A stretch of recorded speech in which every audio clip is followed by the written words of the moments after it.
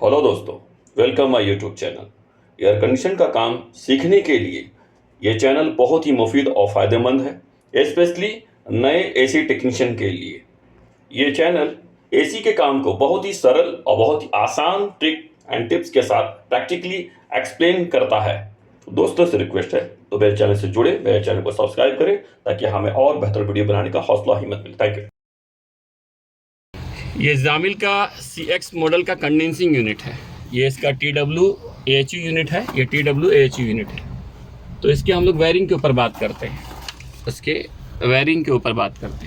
इसका वायरिंग है ना भाई, 5-6 टाइप का होता है, लेकिन मैं वो वायरिंग बता रहा हूँ जो सबसे सिंपल और ईजी है, क्योंकि सामान जिस तरह से स्पेयर पार्ट्स बढ़ता है, यूनिट में ऐड होता है, उसके हिसाब से वायरिंग थोड़ा बहुत मॉडिफाई और चेंज हो जाता है ना। जैसे इसमें कॉन्टेक्टर ओवरलोड नहीं है, ब्रेकर नहीं है ना, इंडिविजुअल ब्रेकर आता है। तो जैसा आपका पार्ट्स चेंज होता जाएगा वैसा हो जाएगा। बाकी वो वायरिंग मिलता जुलता है, थोड़ा बहुत चेंजिंग होता है, ठीक है। तो एकदम सिंपल वे में समझाते हैं। एकदम सब कुछ, वो चाहे पैकेज यूनिट हो, किसी में भी हो, आप उसको इस्तेमाल कर सकते हैं। अगर वायरिंग कुछ कंफ्यूज हो तो दोबारा से आप उसको उस तरीके से कर सकते हैं। तो ओके, सबसे पहले शुरू करते हैं। ओके, वायरिंग डायग्राम के हिसाब से ही चलते हैं। देखो यहाँ L1 L2 यानी इसको, ये 220 लाइन है, L1 L2 220 लाइन। तो ये सबसे पहले L1 को उठा के, यानी कि एक फेस से L1 से, एक फेस से उठा के L1 L2 यानी कि 220 होता है, 230 लिखा भी है क्लियरली, एकदम कोई कंफ्यूजन नहीं है। एक L1 से, यानी 3 फेस है ना, L1 L2 L3, एक फेस से एक वायर उठाओ, सबसे पहले 1B में डालो। 1B में क्लियरली वो लेके यहाँ आ रहा है, डायग्राम लेके आ रहा है। L1 से उठा के 1B में डाला। 1B से बाद में 1B के बगल में 1A है, इसके बीच में 1B और 1A में एक जंपर लगेगा। डायग्राम क्लियरली मेंशन भी किया है, जंपर 2 करके। 1B और 1A के बीच में एक जंपर लगेगा, SD करके। SD जो है वो है स्मोक डिटेक्टर है, यानी जो स्मोक का जो वायर है, जो अगर इफ़ इनकेस अगर फायर हुआ, वो वायर वो यहाँ कनेक्ट होगा 1B और 1A में। वो तो इसका मतलब ये है, यहाँ जब जंपर रहेगा तो जंपर को निकाल लेना है, जंपर को निकाल लो और वहाँ पर SD का वायर लगाना है। तो SD का जो वायर लगेगा वो नॉर्मली क्लोज होगा। इफ़ इन केस अगर गलती से आग उग लगा तो उसे NO होना चाहिए, और जैसे NO होगा तो वो 1B जो फेस है ये पावर आगे पास नहीं करेगा 1A को, और यूनिट आपका ऑफ हो जाएगा, क्योंकि ये वायर आगे PCB तक जा रहा है। वो आगे समझाएंगे, आपको समझ में आ जाएगा। तो ये मेन लाइन L1 से आ रहा 1B, 1A से आके वो सेम 1B से आके 1A में जा रहा है।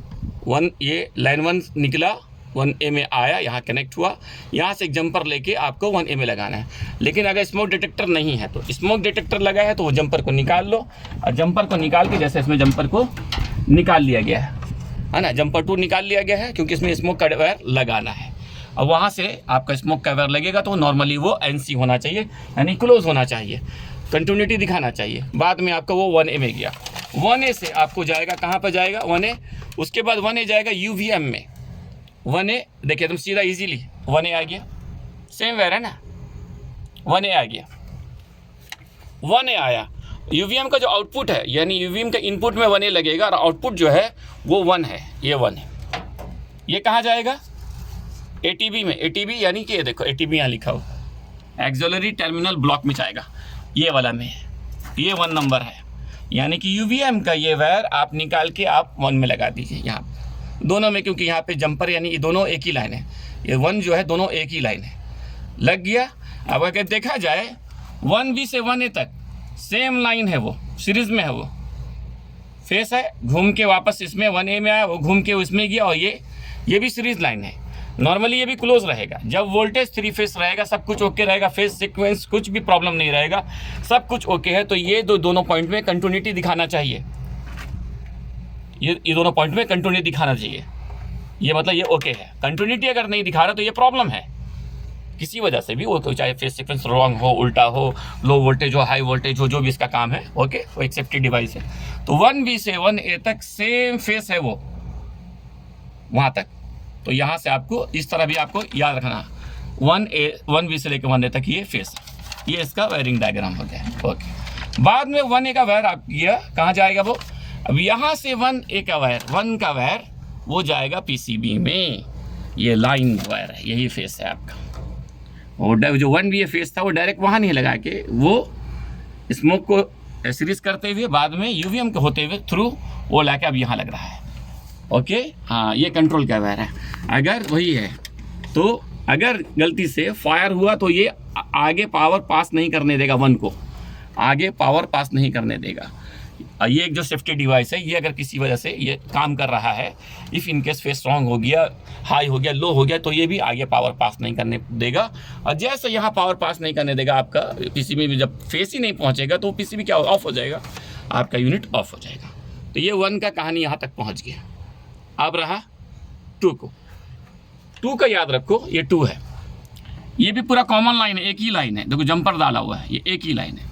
ओके, तो ये न्यूट्रल लाइन है जो ब्लैक वाला देखो यहाँ से उठाया है, एनटीबी से न्यूट्रल टर्मिनल ब्लॉक से उठाया है, और ये डायरेक्ट लाके वो यहाँ पर लगाया है। चाहे ऊपर चाहे नीचे कहीं भी लगा सकते हो, वो ऊपर लगाया है। ठीक है, अब बाकी जितने जो 2 नंबर है, यानी वो एक ही लाइन है, 2 नंबर से उठा के सबको देखो कंप्रेसर कॉन्ट्रैक्टर में लगाया, कॉइल में है ना, ये 2 नंबर है ना।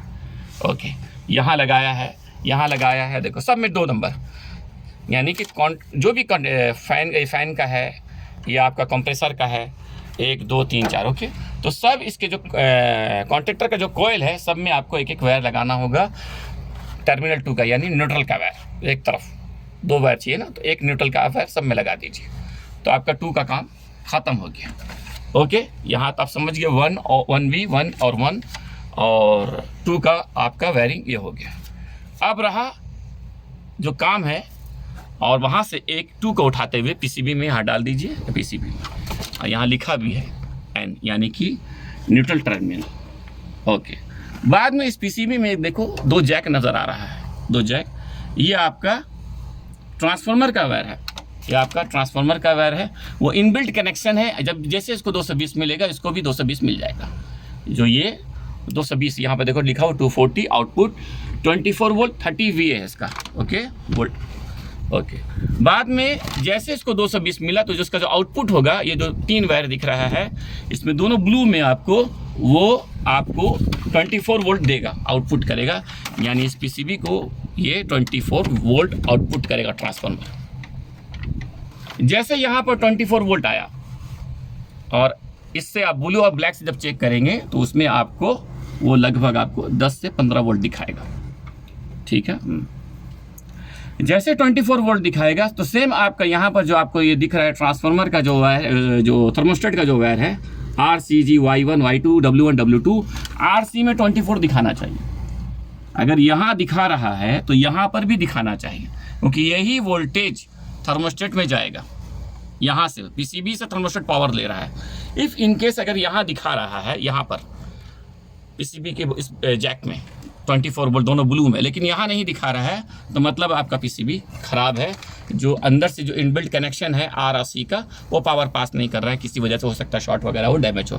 तो सिंपल याद रखने, अगर ये दोनों पॉइंट में, दोनों ब्लू के पॉइंट में, ऊपर और थर्ड वाला में अगर 24 दिखा रहा है लेकिन आगे नहीं पहुँचा पा रहा है, तो मतलब है आपका पीसीबी में कन्फर्म है प्रॉब्लम है। 1 मिनट, एक बात और भी हो सकता है। ओके, एक बात और हो सकता है कि वायर वगैरह भी आपका डैमेज होने से ऐसा होता है। हाँ, थर्मोस्टेट का जो वायर कनेक्ट करते हैं वो डैमेज होने से भी आपका ऐसा होता है। ठीक है, ओके, कभी कभी आपको वोल्टेज सही नहीं दिखाएगा, तो वायर को डिस्कनेक्ट करके आप वोल्टेज चेक कीजिए। ओके, वायर को डिस्कनेक्ट करके एक बार चेक कर लीजिए, वायर मतलब निकाल के दोबारा RC देखिए। अगर RC नहीं दिखा रहा तो कन्फर्म ये पीसीबी खराब है। कभी कभी माइनस से ग्राउंड होता है तो RC में आपको वोल्टेज नहीं दिखाता है। ओके, बाद में ये RC आपका थर्मोस्टेट का जो टर्मिनल जो कंपनी ने बनाया है LVTB के नाम से, लो वोल्टेज टर्मिनल ब्लॉक के नाम से, वहाँ पर कनेक्ट करना, यानी RCG Y1 Y2 W1 W2 7 wire ला के आप यहाँ डाल दीजिए। और थर्मोस्टेट का आप वायर यहाँ इस टर्मिनल में LVTB में डाल दीजिए। डायरेक्ट भी डाल सकते हैं, लेकिन वो एक टर्मिनल ब्लॉक दिया हुआ है ताकि थोड़ा अच्छा लगे देखने में, है ना, ला के दिया हुआ है। अब बाद में सेम वायरिंग थर्मोस्टेट में भी RCG Y1 Y2 W1 W2 करके 7 वायर है। इसमें हीटर का नहीं लगाया, हीटर को इसकी ज़रूरत नहीं है। इस यूनिट में कस्टमर को हीटर नहीं चाहिए, इसलिए आपको सिर्फ 5 वायर का इस्तेमाल किया, RCG Y1 Y2। ये आपका इसका कनेक्शन हो गया। ओके, बाद में ये देखो, यही बस मेन है, कुछ ज़्यादा से कुछ कंट्रोल ये नहीं, यही मेन है इसको। ये नॉर्मली क्लोज रहता है, टोटल पॉइंट ये क्लोज ही रहता है, क्लोज रहना चाहिए। अगर सब कुछ नॉर्मल है तो, नॉर्मल नहीं है तो वो क्लोज नहीं रहेगा। अगर नॉर्मल नहीं है तो वो क्लोज नहीं रहेगा, और जब वो क्लोज नहीं रहेगा तो क्या होगा, आपका ये लाइट ब्लिंक करेगा, वो आउटपुट नहीं देगा। जब ये पूरा इसमें एनसी रहेगा, नॉर्मली क्लोज रहेगा, तभी ये आउटपुट देगा। और जी है ना, तो सेम समझ लो, ये आपका वही है। ओके, तो इस वीडियो में इतना ही। इस वीडियो को हम लोग कंटिन्यू करेंगे, थोड़ा कुछ काम भी है, तो बाकी इस वीडियो में इतना ही। Okay, thank you. हेलो दोस्तों, अगर आप एजुएसी का काम सीखना चाहते हैं तो मेरे इस चैनल को सब्सक्राइब करें, लाइक करें, शेयर करें। Thank you.